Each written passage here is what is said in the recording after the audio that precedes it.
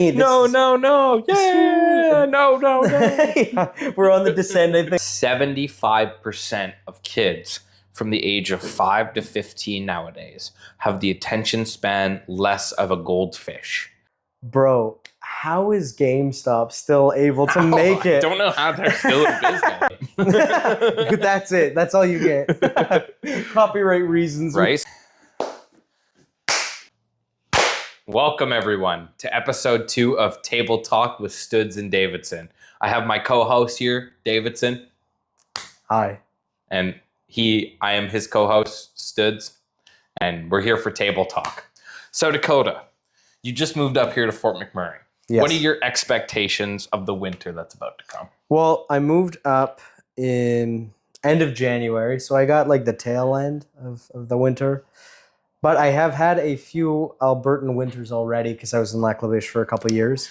Nice. So you're understanding how cold it's going to get as far as Fort McMurray goes. Yeah, because even when I was here, more so through February, we did have a bit of a cold snap. Very much so. 40 below. You know, one of the coldest snaps we've had all year.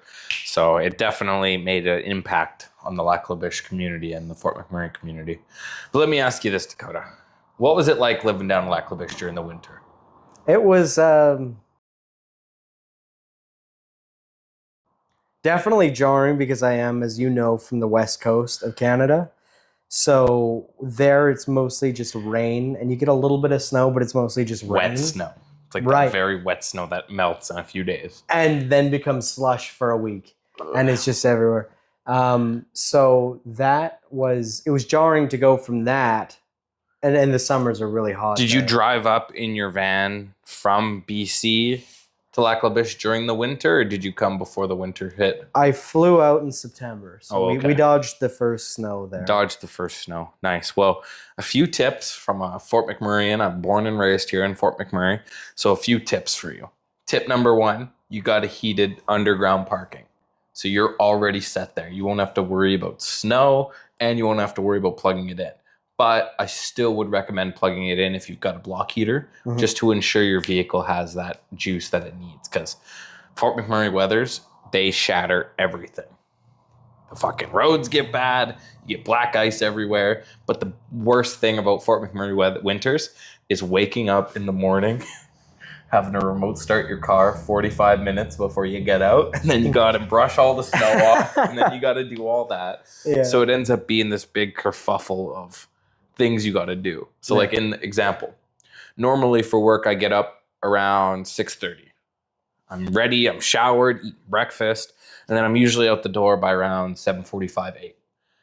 In the winter times, I have to start my car at 7, let it run, and then from there, I have to pretty much let it run again to have any chance.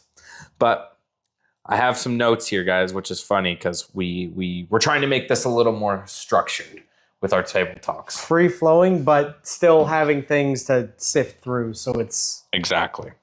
So don't be like SpongeBob and freeze to death. Always ensure you plug your vehicle in. That's tip number 1. Also, my underground parking is not heated. Ooh. So we'll be plugging her in. You'll definitely need to be plugging her in then. Yeah. So what has it been like to get your kids finally in daycare? That was a fun process. Run it through us a little bit. So in my head, I thought it was going to be like just paperwork and phone calls and grants and reimbursements from the government. I thought it was going to be a really big ordeal and like a massive headache. And that's part of the reason why it took so long to get to that point of like, okay, let's enroll them. And so I was phoning around, and thankfully I had my sister to help me in that way. Just finding the best places. And what's great is when you go to research daycares and childcare in general, you can actually see which institutions have like dings and reports and wow, so you can actually see them when they're either doing something they shouldn't or not teaching the kids what they should, right? Absolutely. What do you think daycare is kind of all about? I think a big part of it is socializing, getting the kids socialized with each other, being with teachers, that can also reinforce some of the basics, like like speaking, spelling, and learning things, just being stimulated in a way that's beneficial for them and not just Yeah, because a lot of kids nowadays are being raised by those damn iPads, right? Where they're just scrolling or they're fucking watching all these videos, and it's a lot of stuff that isn't helping their development. No, and that's a tough one to see. I like, and to each their own. Everybody's going to have a different way of parenting, but it does make me a bit sad to see when the kid got the iPad and he's going. And then you try to take it away from them like that. They have this screen fest of trying to get your electronic from them, and it's pretty crazy. It's a tough one, dude. It's how do you control it? Unless you're that parent that restricts what they watch, Right. what channels they go on, the screen time itself. Yeah. That's the only really way to control it. And that's not a bad thing either, man. Like regulating and making sure that your children's the habits that they're forming are good. 100%. That's not a bad thing anyways, Not at all. But you know what's kind of strange to think about? I was the first generation iPad kid. I got my first bit of technology when I was probably around the age of 7 to 10. And back then it was literally the wild, wild west. Yeah. You could look at anything. Live leak. Your heart ever desired. Gore TV, Live Leak, everything. But it was weird because when I was in it, there wasn't such thing as brain rot content. Right. It was all very gory or very offensive, but there was none of it that was really shaping, having their kids' attention span drop. Mm-hmm. So it's funny because my generation, they grew up, they understand the ways of the world. They understand morals, respect. They understand what it means to go to the extreme because, when you're 10 years old watching people get executed in the Middle East, it's really hard on that brain. Right. How do you process? But for a lot of kids, that's actually a good way to help them learn about the world, right? Because if I didn't go down those rabbit holes and look at those things, I would have never been as smart as I am today. Yeah, because I learned about the different kinds of the world. What is war? What is all these other things that a lot of kids don't get to see in their daily life. So that was something strange to kind of think about. The implication, yeah, right? Yeah. Because it's little things like that shaped my young mind. And then obviously you get a little further into it, diving into, the Tor network and all these other sites that are illicit or illegal. But you wouldn't have even had that knowledge if you weren't smart with the way you thought about the world and thought about life. Right. And nowadays, these kids, they don't get any of that. They just get skibbity toilet. And this is fundamental too, though, because the thing is, where the difference is we grew up without that, like you said, but it still affects us. Like if you were to go on TikTok and go through, it's all 15 seconds or less of genuinely non-informative, detrimental to an extent, just meaningless content. And you can watch that all day long and it still affects you. The difference is the kids that are, the iPad kids of today, like you're saying, they don't have the prior experience of like, this is what life's about. This is where I want to be. This is where I want to go. They're just getting exposed to all of the junk. The junk. Studies have actually shown, which is pretty freaking crazy to think about, that 75% of kids from the age of 5 to 15 nowadays have the attention span less of a goldfish. Damn. Because of the fact that they've watched so much shit on their screens that their attention span has dropped significantly. And the worst part about that all is it's now creeping into the adults. Where now you'll see these adults that, hey man, check out this funny video. Oh, funny. Check out this other one. Oh my God. Skibbity. Next one. Oh, skibbity, right? Skibbity to the next one. Oh man. Yeah. No, it sucks. But here's the thing with the algorithm, and I don't know if you've noticed this.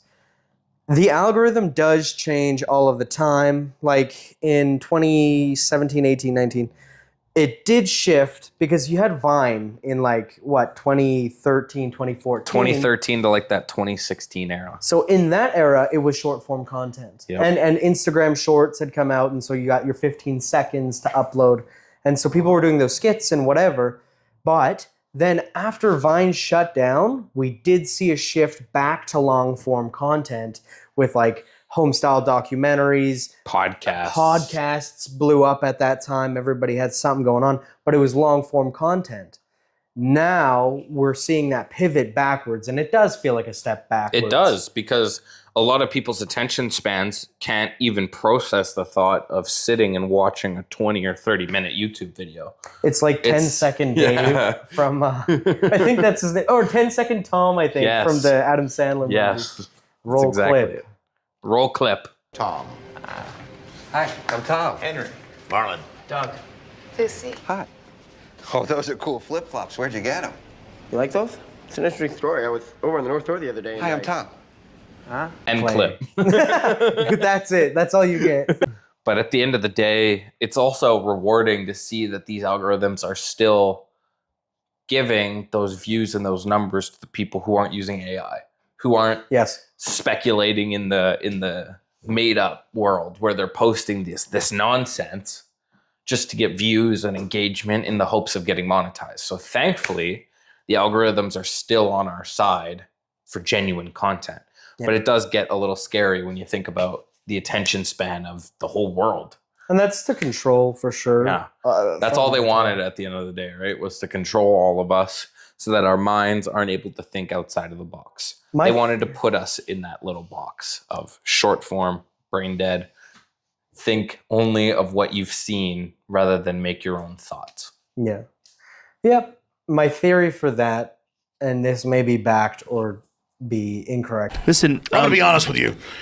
I'm kind of retarded. But the way I look at it is you want to control a population and have them go to where you want them to go.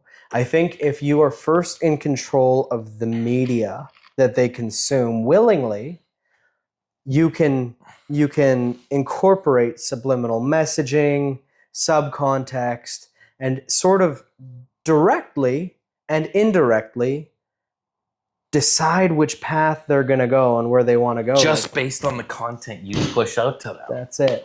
That's it. It's nuts.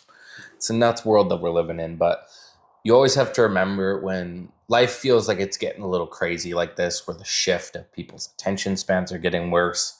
AI is definitely getting more advanced as time goes on. We now have seen ChatGPT 5. 5 is now the most advanced model. We are now at DEFCON 5. You can get it to make you pictures, banners. It can make whole PDFs. If I go into ChatGPT right now and tell it to make a PDF summary of this whole video, it would analyze this whole video and make a PDF on all the points that we've talked about. Let's do a demo of that. We'll do a demo of that and add it in. We need to show you guys how crazy this AI is, because all it does is analyze a freaking clip or a video or a picture, and it gives you PDF files. It gives you informative stuff.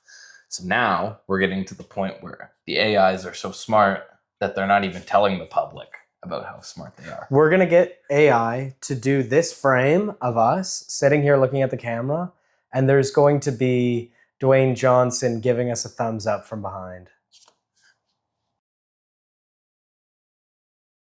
Thanks, Dwayne. We'll see. How does it look? How that works when we put it into our AI bot. Yeah. So let's shift the topic a little bit, because we're nearing the end of episode 2 of Table Talk. Mm-hmm. So let's quickly chat about some video games. Sure. Let's shift it up a little bit, because I know not every one of our consumers that is listening to this is going to want to listen to us babble on about Dodge products and new stuff arriving. So what are one of the games that gave you your childhood? The childhood, man, I was always Xbox. Like we had the Xbox original, and then eventually we got into the Xbox 360. Yes, sir. The best console on the market. It's a classic, you know. Genuinely, so many good like hitters on Halo Reach. Halo Reach is the one, but then there was also like Gears of War 1, 2, and 3. Call of Duty, World at War, and Black Ops. So good. Those are the staples. So good. And those games, like back in the day, let's think about it. Back in the day, you didn't have to download the goddamn game. You didn't have to worry about, oh, do I have enough storage on my Xbox? No, you didn't need to. You literally inserted the disc and you hit play. Nowadays, with these stupid new Xboxes, you got to put the disc in, download the game, Yeah. take the disc out, reset your console, put the disc in, and you got your game.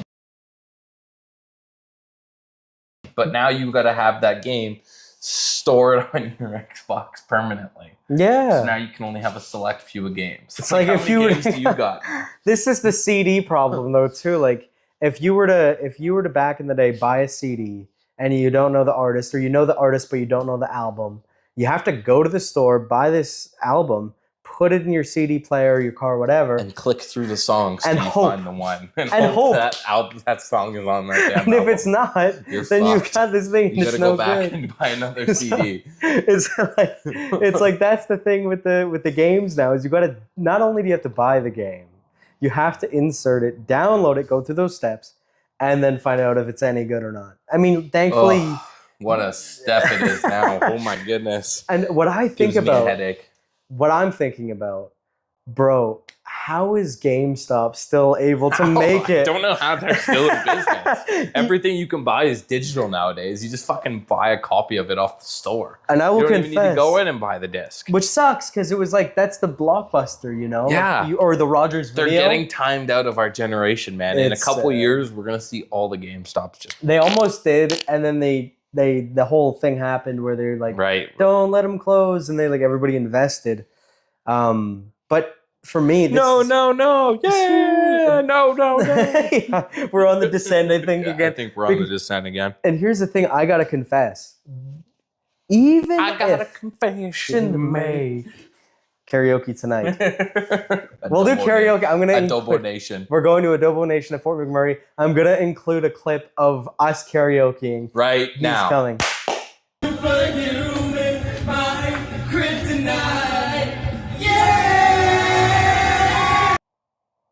Just kidding. We're not editing that in there. You thought. Nope, you thought. I'm gonna edit all of this. I promise you, I'm gonna edit it in. Let's do Kryptonite.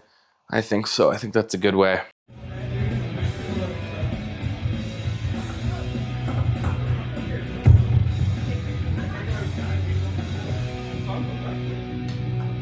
So Let's hear this confession. so the confession is, I actually don't go to GameStop. Period. Why? Not like an active decision. I don't have a vendetta. You're protesting. I don't have a vendetta. Go digital. Go digital. It's not like that. I just don't have, first of all, I don't game so much anymore, but everything I need gaming wise, like the consoles, the last few consoles I've gotten, first of all, were from Facebook Marketplace or like Walmart. You know what I mean? And then you go to the electronics aisle, you get yourself a controller if you need, you get your console. Because they're the same price. It's the same exact price or cheaper. Do you know what I mean? So Yeah. GameStop, and that's, I think for me, in my opinion, that's GameStop's like money making, is they get you in the get you with into the console. the ads and Yeah. everything. They 'Cause, get you right? with the console, but then who, like, because everything is digital, who goes to GameStop to pick up a copy of Gears of War 6? No one. Yep, that checks out. There isn't a game titled Gears of War 6. Like, I remember when the fucking Call of Duty Black Ops 6 or whatever, 7 released just now. At the time of recording, Black Ops 7 is not out. All my friends were like, yeah, man, I can't wait to buy this game. How are you going to buy it? Oh, I'm just going to click that button on my Xbox. Because you gotta I'm you gotta just gonna download click it that anyway. Xbox, so we're going to download it anyways. What's the damn point of the disc? You got to pull it out of your thing, and then you got to put another disc in, where now at this point, you can just click a button, That was easy. and you select your different games. I'm gonna include a midnight release for what would be a big Halo 3 is Yes. probably gonna be a big midnight release. Or the Halo Reach back in the day. Halo Reach midnight release. I'm gonna show a clip of that here. And then I'm gonna show a midnight release of what was a big game recently. A big game Black Ops recently. 6? Should we see But that was the problem. There wasn't really lines for any games nowadays. The recent one That's that my I can point. remember was Tomb Raider. But I want to show like The difference. the difference. Yeah, we'll go Black Ops 6. So it turns out they brought back midnight releases for Black Ops 6, so I thought these pictures would be funnier. Yikes, that wasn't much. But anyways, now that we've kind of wrapped around all these different topics, let's summarize our table talk in 30 seconds. Go, Dakota. I'll take 15. We talked about the cold of Fort McMurray. Winter is coming. Plug in your car. Get her plugged in, bud. Get her plugged in. Then you take it. I didn't. Now, we then transitioned it to talking about Fort McMurray and parenthood. Then, We talked about video games. Video games. the best in the world. The lineups. They were there and now they're not. They're there and now they aren't. We talked AI's about getting crazy. Life's getting crazy. But I just wanted to know, I appreciate every single one of you that's made it this far in the video. Table talks are designed for us to just sit down, talk about some shenanigans as friends. Because at the end of the day, even if we get 1 view or 10 views, we're still happy that we did it. So that way we can reflect and look at these days. That being said, though, Davidson, I think that's a good way to wrap our Table Talk episode 2, don't you think? last thing to add. Let's see it. Let's hear it. If anybody has any questions at any point, we read the comments, we make sure that everything is good and everybody's happy. If anybody has any questions, we could also have a segment at the end, We're actively Table Talk. engaged in our community making sure that everybody's happy and that it's a good place to be in. because you're a part of the DR channel familyhood now. So if you subscribe, you like, you send our video to even one friend, you are now part of the DR channel, The brotherhood. the brotherhood, the army. You son of a bitch. Thank you for watching episode 2 of Table Talk. Stay tuned for next week.